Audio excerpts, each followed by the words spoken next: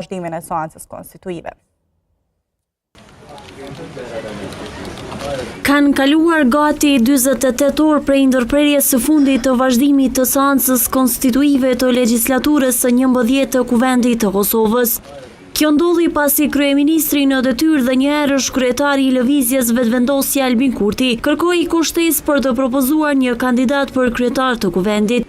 Sipas tij, kjo kërkesë vije pasi që ende s'ka ndonjë marrëveshje mes lëvizjes Vetëvendosje dhe LDK-s. Në një prononcim për media të hënën, Kurti sërish u ka bërë thirrje partive politike parlamentare për të pasur një marrëveshje politike për konstituimin e institucioneve të Kosovës, derisa shtoi se është në komunikim me lidhjen demokratike të Kosovës. Do të përpiqemi për çdo ditë që të arrijmë marrëveshje politike në mënyrë që të shmangim zgjedhjet e panevojshme të parësyshme, sepse ato vetëm sa do të përsëriten. Pra u bëj thirrje edhe një herë liderëve të partive të tjera që të diskutojmë e të merremi vesh, sepse qytetarët e Republikës së Kosovës nuk duan zgjedhje, duan zgjidhje. E zgjidhja është marrëveshja politike.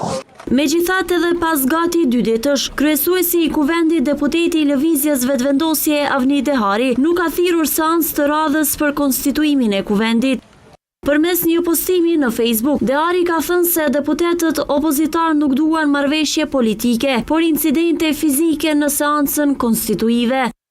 Ka jo pak deputet opozitarë që nuk duan kurfar marrëveshje politike për konstituim të institucioneve dhe që duan incidente fizike në seancën konstituive. Pa marrëveshje politike, pa shmangshëm shkojmë në zgjedhje të reja të përsëritura, të panevojshme, të dëmshme. Duhet të arrihet marrëveshje politike. Këtë e kërkon Kushtetuta e Republikës dhe Gjykata Kushtetuese. Këtë e pret populli i Kosovës dhe ardhmja jonë.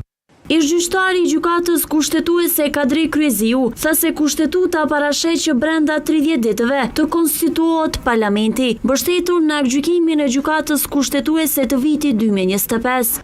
30 ditë parasheh kushtetuta që të konstituohet parlamenti. Po ashtu, kushtetutën e kanë mbështetur edhe aktgjykimi i gjykatës kushtetuese 2025, i cili jep urdhër që brenda 30 ditë të konstituohet parlamenti.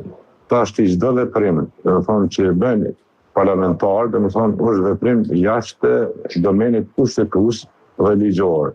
Se është shkelur afati për konstituim të Kuvendit i caktuar nga Gjykata Kushtetuese, e tha edhe njohësi çështjeve kushtetuese Mazlum Baraliu.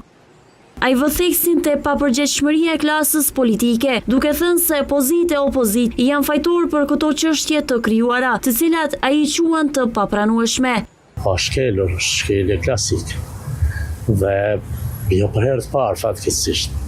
Prandaj kjo klasë politike, të gjithë pozitë e opozit, veçanërisht pozita që ka përgjegjësi institucionale, sepse ka marrë mandat dhe besim nga qytetari e populli që të udhëheq qeverisë me vendin, do duhej të respektoj me përpikri të gjitha afatet ligjore dhe dispozitat ligjore.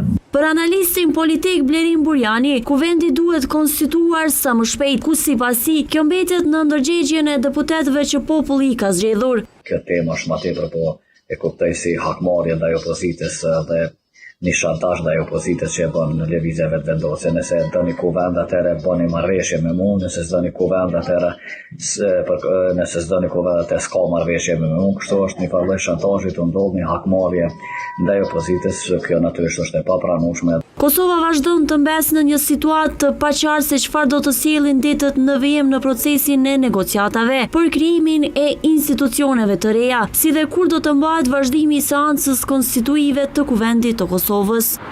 Misioni i KFOR-it në Kosovë ka bërë të